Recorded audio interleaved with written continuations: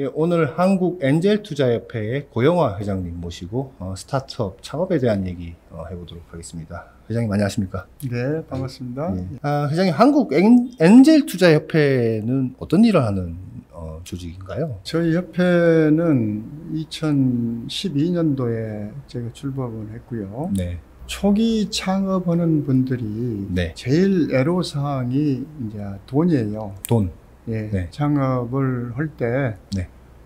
자기가 뭐 한 몇백만 원 또는 뭐 부모님한테 또 조부전해서 네. 한 2, 3천만 원 이런 정도의 종잣돈을 가지고 창업을 하는데 네. 그 창업 자금만 가지고는 부족하지요.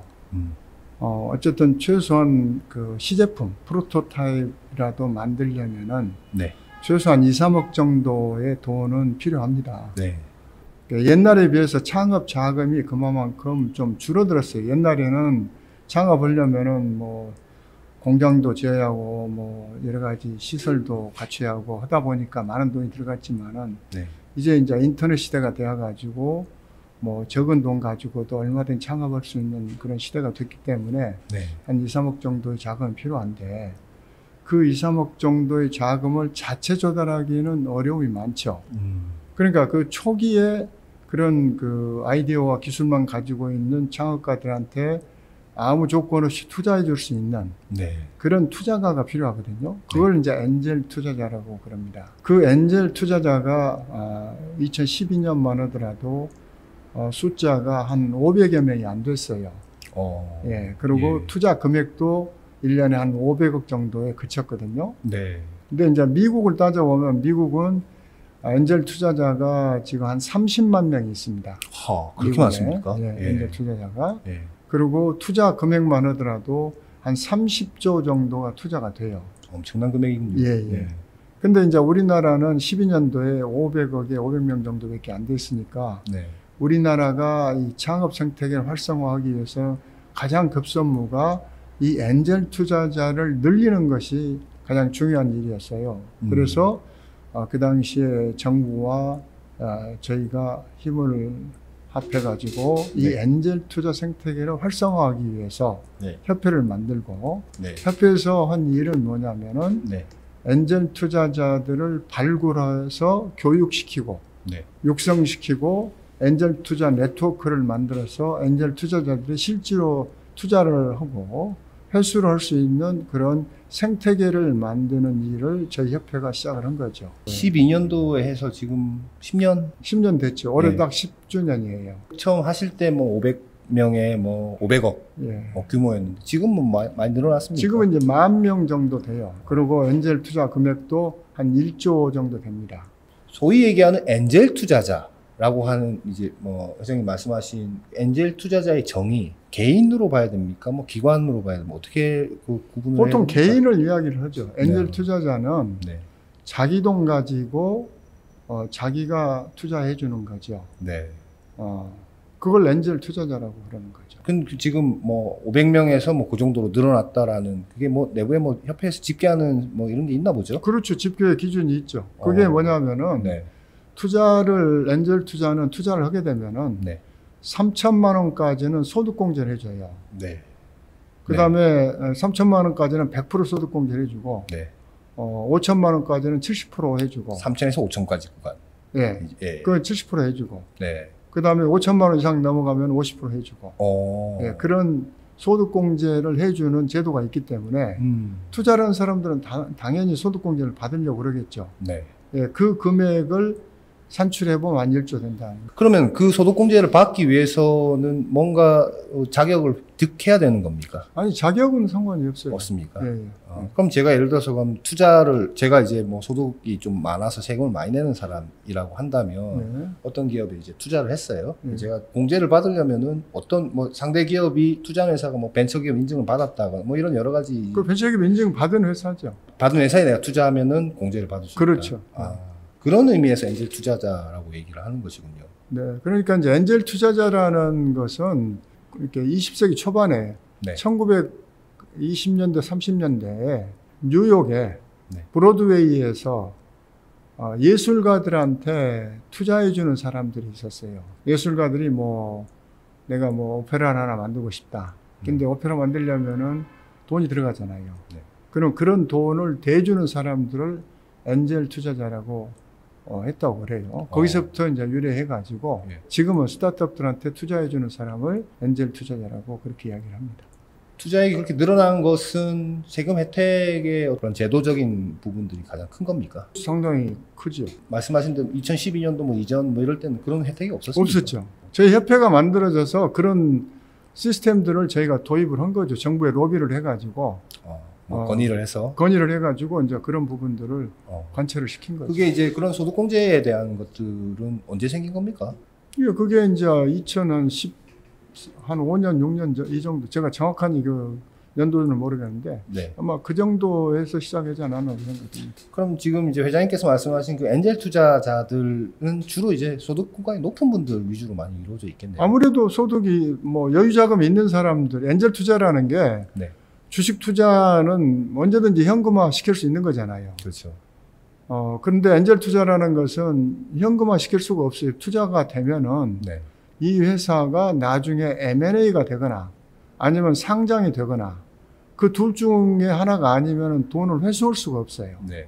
그러니까 엔젤 투자라는 것은 이게 황금성이 대단히 낮기 때문에 네. 그러니까 이것은 여유 자금이 아니면은 투자를 했다가는 뭐 2, 3년 후에 뭐 딸 자식 결혼시킬 자금으로 투자를 했다가는 낭패를 볼 수가 있죠. 회수가 안 되니까. 네. 그러니까 없는 돈, 여유 있는 돈 가지고 없는 돈 삼고 투자해주는 그리고 한 10년 정도 기다려줄 수 있는 그런 인내 자본이어야지 엔젤 투자를 할 수가 있죠. 세금 혜택이 있다고는 하더라도 사람이라면 투자하는 회사가 굉장히 성공해서 말씀하신 대로 어디 좋은 회사에 M&A가 되든지 뭐 상장이 되든지 해서 뭔가 큰 돈을 좀 투자금을 회수해야 하면 좋겠다라는 게 어떤 사람들의 이제 심리일 텐데 지금 연에 그 정도로 많은 돈이 엔젤 투자로 이루어지고 있다라고 하면 그 성과에 대한 것도 혹시 뭐 지표로 나타나는 것들이 있습니까? 그런 지표는 나타나지 않아요. 그런 회수에 대한 건 지표는 따로 없습니까?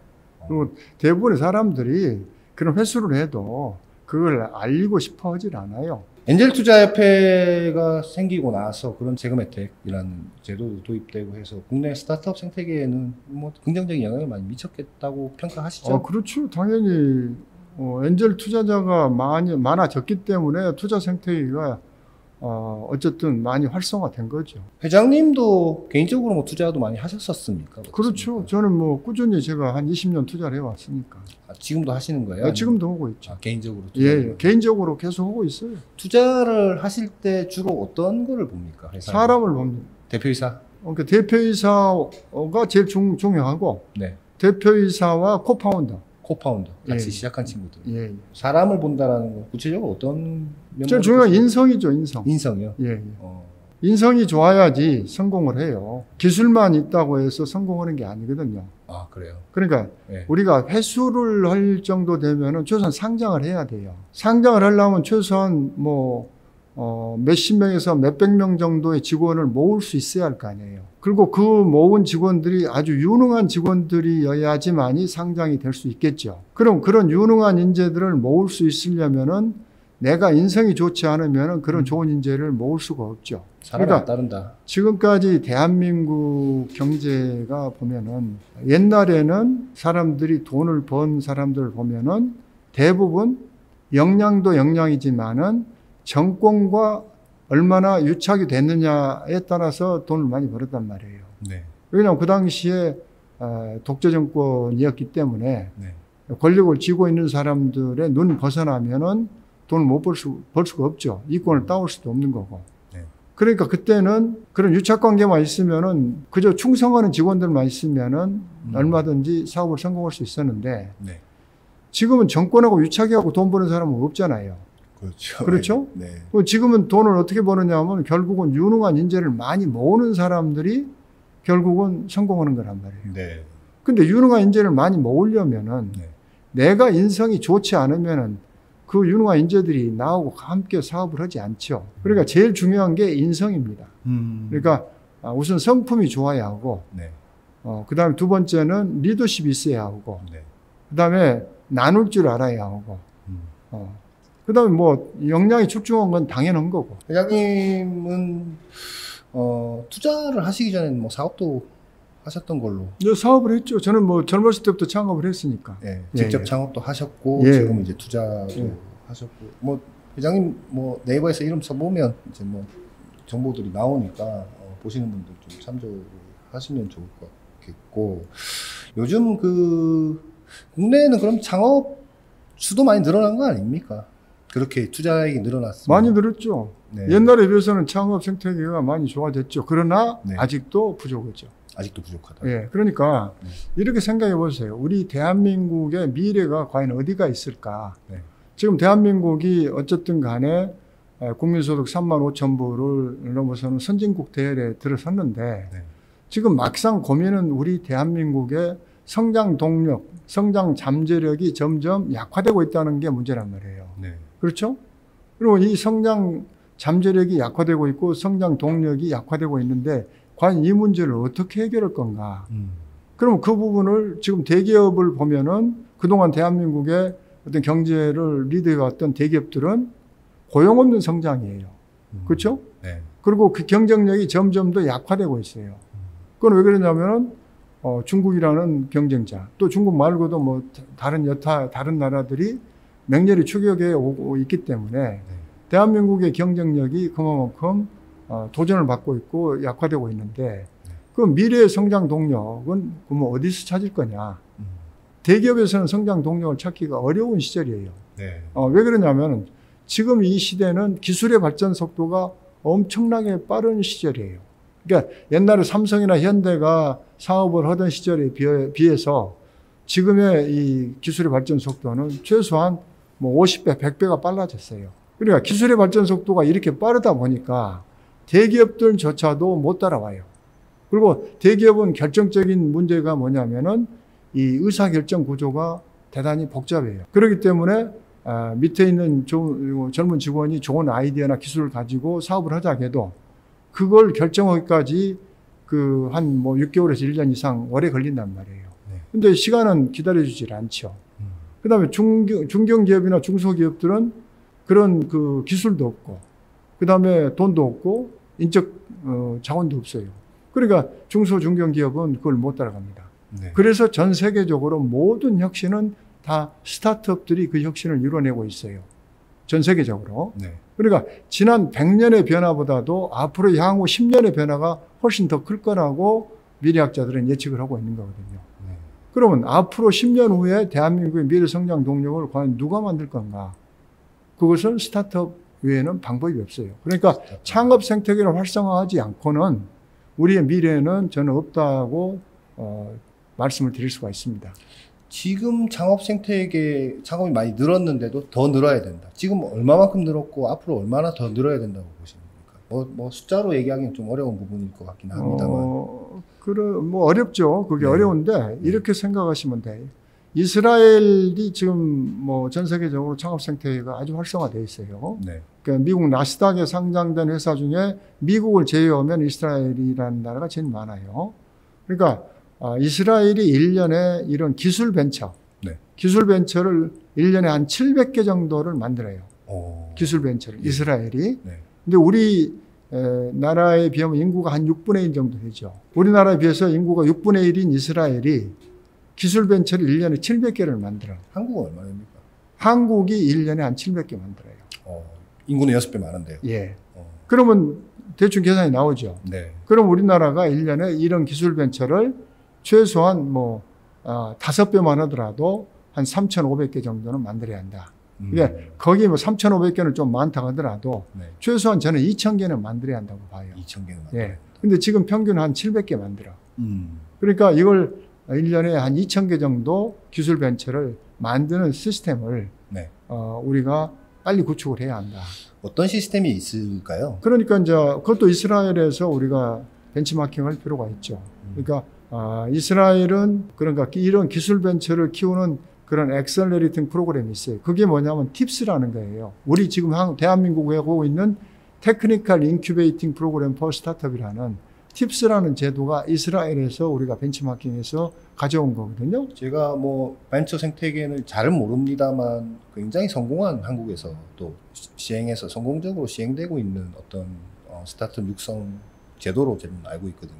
그게 그 팁스라는 프로그램이에요. 그 팁스라는 프로그램이 성공한 이유는 뭐냐면은 지금도 뭐 대한민국의 정부가 이 창업 생태계나 또 미래 기술을 개발하기 위한 연구 개발 자금을 1년에 한 30조 정도 우리가 쓰고 있어요. 그런데 이 30조의 생산성, 돈 들어간 거에 비해서 아웃풋이 얼마나 나오느냐 이렇게 보면은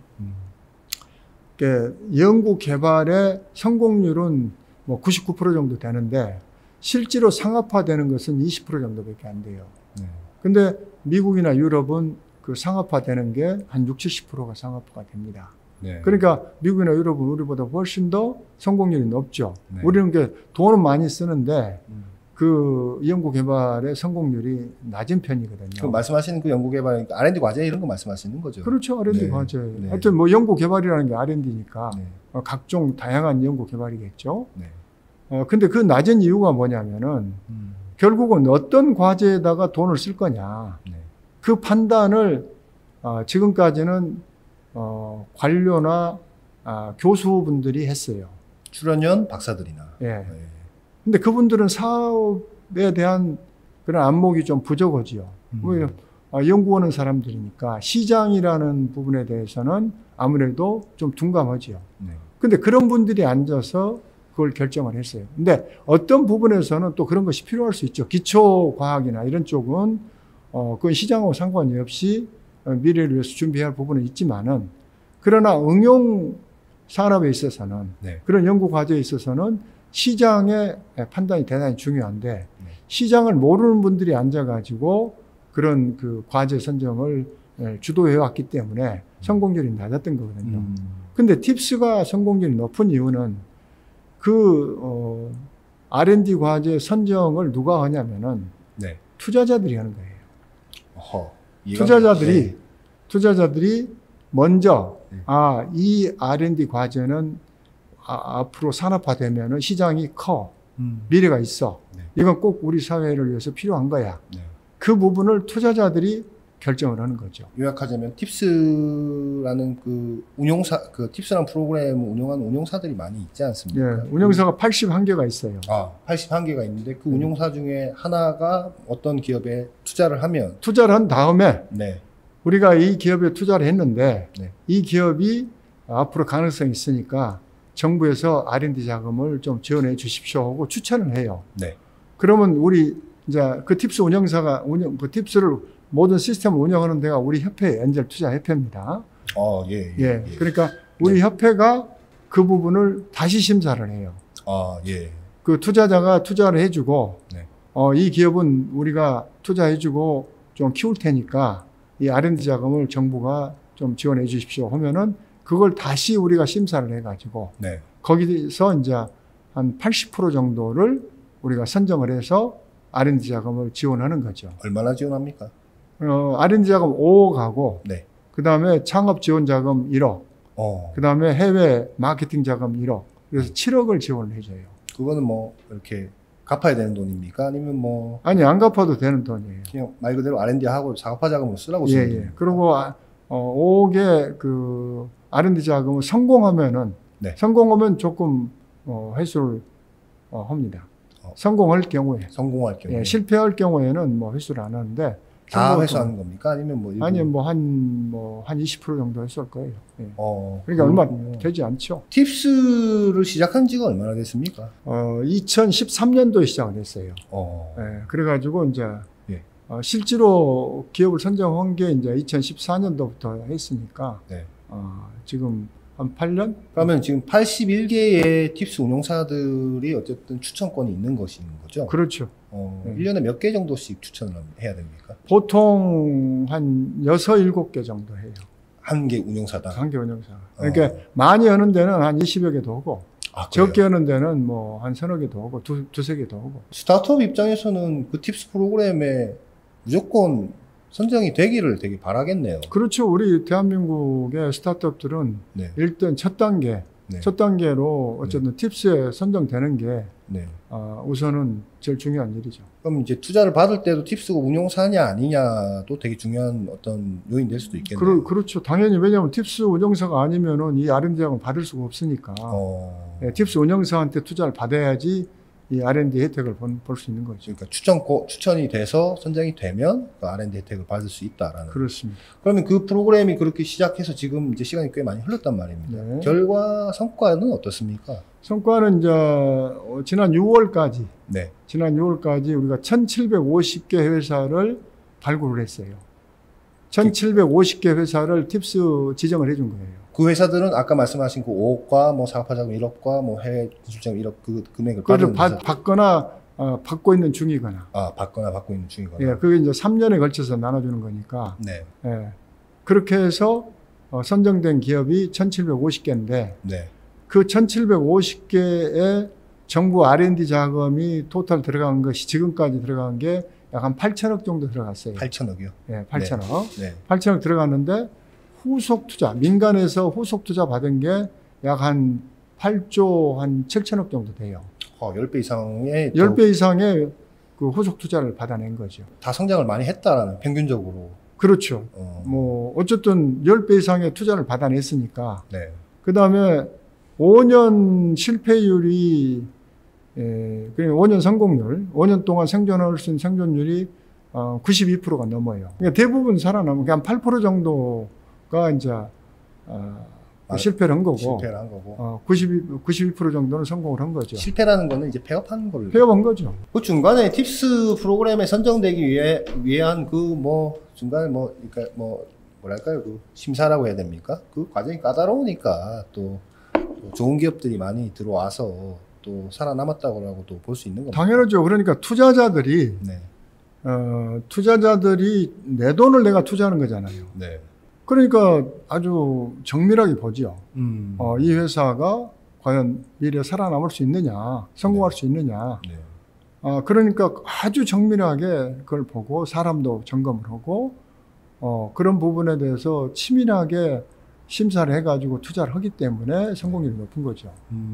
근데 이 팁스가 아닌 시스템에서 그런 R&D 자금 받은 사람들은 그런 과정이 없이 그냥 그 교수님들하고 이게 필요하다 뭐 그냥 뭐 해서 대충 해가지고 받기 때문에 실패율이 훨씬 높은 거죠. 거기는 성공률이 한 20%밖에 안 되니까. 성공률이 그쪽에서 상용화되는 게 20%밖에 안 된다. 예. 지금 이제 팁스 같은 경우는 만약에 뭐 비유하기 쉽게 해서 짜장면을 만드는 회사다. 뭔가 하여튼 간짜장이라는 게 안 나왔을 때 내가 간짜장이라는 걸 한번 만들어 보겠습니다 라고 해서 이제 팁스에 들어가서 선정되면 거기서 간짜장을 만드는 과제를 받는 뭐 그런 형식인 거죠. 그렇죠. 돈이 걸려 있으니까 훨씬 더 상용화에 목마른 어떤 주제들을 뭐 이제 제출을 하겠네요. 그러니까 제출을 하는데 네. 그것을 누군가 꼼꼼히 봐야 할 거 아니에요. 네. 그 꼼꼼히 보는 사람이 투자사가 있는 거죠. 투자사는 내 돈을 내가 투자하는데 엉터리 없는 회사에 투자할 수가 없잖아요. 그렇죠. 그게 결국 성공 요인이에요. 팁스의 성공 요인은 네. 그 깐깐한 투자사들이 있기 때문에 네. 그것이 성공 요인이 되는 거죠. 확대를 더 해야 되겠다라는 얘기들도 좀 있는 것 같은데요. 그럼 더 확대를 해야죠. 그러니까 아까 제가 말씀드린 대로 네. 1년에 2,000개는 해야 한다. 네. 근데 현재 지금 700개밖에 못 한다. 우리 팁스가 현재 500개예요. 작년에 400개, 올해 500개. 그전 연도에는 뭐 계속 늘어나고 있는 계속 늘어나고 있죠. 제일 처음에 부터 시작해갖고 계속 뭐 30개로 시작해서 이렇게 50개, 뭐 100개, 200개, 뭐 250개, 300개 이렇게 계속 늘려온 거예요. 매년. 네. 그걸로 한꺼번에 크게 늘릴 수가 없어요. 왜 그러냐면 운영사가 있어야지 가능하니까. 먼저 운영사를 늘려야지 이 팁스 팀을 늘릴 수가 있잖아요. 운영사가 없으면 안 되니까. 운영사도 제일 처음에 5개 사에서 지금 81개 사로 지금 계속 늘려온 거예요. 매년 늘리고 있어요. 지금. 팁스 종류도 여러 가지가 있던데 뭐 프리 팁스, 포스트 팁스 있던데. 그러니까 지금... 팁스가 중요한 것이지 네. 프리 팁스나 이런 것은 그렇게 크게 의미 있는 건 아닙니다. 지금 말씀하신 500개 이런 거는 팁스만 팁스 계속 늘려나가야죠. 네. 아니 그게 우리 대한민국의 미래라니까요. 그러잖아요. 아까 내가 말씀드렸잖아요. 우리 대한민국이 지금 어쨌든 그런 저성장의 성장 잠재력이 낮아지고 있고 그러니까 뭐냐면 지금 젊은이들이 취업이 안 되잖아요. 양질의 일자리가 못 만들어지고 있잖아요. 네. 대기업들은 고용 없는 성장을 하고 있고 그럼 양질의 일자리를 못 만드니까 그 양질의 일자리를 만들어야 할 거 아니에요. 네. 그럼 누가 만드냐 이거예요.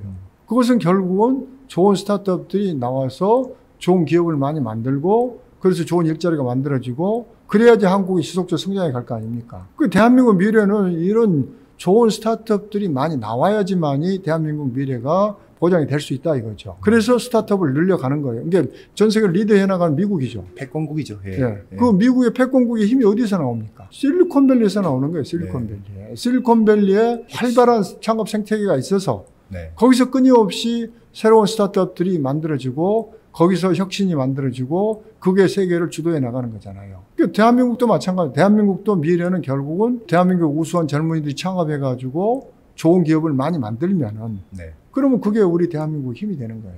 그러니까 지금 전 세계적으로 보면은 독일이란 나라가 미국이나 중국에 그렇게 휘둘리지 않아요. 그래서 독일은 인구 한 8천만 돼요. 인구로 따지면 뭐 미국은 3억 2천만, 뭐 중국은 뭐 14억. 그런데도 불구하고 독일은 중국이나 미국에 대해서 그렇게 의존적이지 않아요. 눈치 보지 않지 않습니까? 근데 대한민국은 어떻습니까?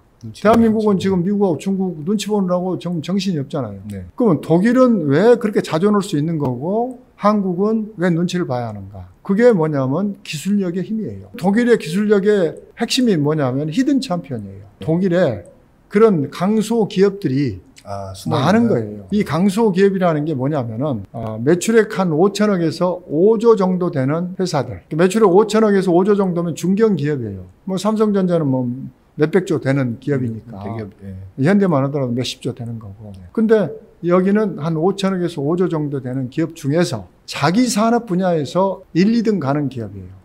시장 점유율 한 3, 40% 갖는. 그러면 결국 무슨 이야기냐면 이 회사 제품이 없으면 세계가 안 돌아가는 거예요. 비록 작은 회사지만 미국에서 로켓을 쌓아 올리는데 커플링 하나를 만드는데 독일의 그 회사 커플링이 아니면 못 날린다. 로켓을 올릴 수가 없어. 중국도 마찬가지예요. 네. 원자폭탄 만들어 들어가는데 핵심 소재를 독일에서 만드는 거예요. 그런 회사들을 갖다가 히든 챔피언이라고 그러는데 네. 이 강소 기업이 전 세계적으로 3,500개가 있어. 3,500개가 있는데 네. 그중에 독일에 가서 46%가 있어요. 1,500개가 있어. 그러니까 독일의 그 핵심적인 그 기술이 없으면 미국이나 중국이 힘을 쓸 수가 없어요. 그러니까 네. 독일은 당당할 수가 있는 거죠. 그러면 우리가 그러면 어떻게 하면 미국이나 중국으로부터 휘둘리지 않는 나라가 될 수 있느냐? 우리가 그런 기업을 많이 만들면은 우리가 만약에 그런 기업을 한 1,000개 가지고 있다고 생각해 보세요. 무서울 게 없죠. 네. 그러니까 그런 기업 1,000개를 만드는 일이 지금부터 우리가 해야 할 일이에요. 그 1,000개를 만드는 일이 뭐냐면은 이런 기술 벤처를 1년에 우리가 2,000개씩 만들면은 10년이면 2만 개입니다. 그 2만 개 중에서 5%, 1,000개. 그것을 우리가 히든 챔피언을 만들면은 그게 요즘에 말하면 유니콘이에요. 그 유니콘을 10년 후에 2032년에 유니콘 1,000개를 만들자. 지금부터 우리가 노력을 해서. 그러면 2032년 유니콘 1,000개만 만들면은 그때는 우리가 미국이나 중국으로부터 자유스러울 수 있다. 그게 결국은 창업 대국을 만드는 길이다. 저는 대한민국에 나아갈 길은 대한민국을 창업 국가로 만들어서 2032년에 유니콘 1,000개를 만들면은 저는 대한민국의 미래는 세계 1등 국가가 될 수 있다. 이렇게 생각하는 겁니다. 지금 500개인데 하여튼 2,000개에서 2,500개 정도까지 늘려야 된다. 예. 충분히 그런 역량이 있어요. 재원도 있고 재원도 있고 뭐 똑똑한 친구들도 예. 많고. 만약에 우리가 2,000개를 만든다 그러면은 네. 우리가 돈 7억씩 넣는다고 봅시다. 그러면 1조 4천억이에요. 우리 R&D 예산이 30조야. 30조에 1조 4천억이라는 것은 아주 적은 돈이에요. 네. 그러니까 우리 역량으로 얼마든지 할 수 있는 거예요, 그게. 근데 그걸 못 오고 있다는 게 저는 대단히 안타까워요. 그래도 뭐 어쨌든 점진적으로 계속 늘어나고 있다라는 거. 그러니까 그 속도를 좀 빨리 하자 이거죠. 왜냐하면 시간이 기다려주질 않거든. 네. 왜냐하면 중국도 맹렬하게 추격해 오고 있잖아요. 지금 대한민국이 어려워지는 것은 뭐냐면 대한민국의 제조 경쟁력이 약화되고 있기 때문에 어려워지는 거잖아요. 모든 부분에서 중국이 지금 계속 맹렬히 추격을 해오고 있는데 중간재를 경쟁을 많이 하고 있죠 지금. 중국이 그렇게 추격을 해오고 있기 때문에 우리가 지금 힘들어지는 거거든요. 이게 빨리 중국과 격차를 늘리려면은 그런 혁신 기업들을 빨리 만들어서 우리가 치고 나가야죠. 회장님 오늘 좋은 말씀 해주셔서 고맙습니다. 회장님 뭐 책도 여러 권 쓰시고 또 창업에 대해서 여러 가지 이제 밖에 나서 말씀도 많이 하시던데 종종 나오셔서 이렇게 창업 얘기 한번 해주시면 좋겠습니다. 고맙습니다. 네, 고맙습니다.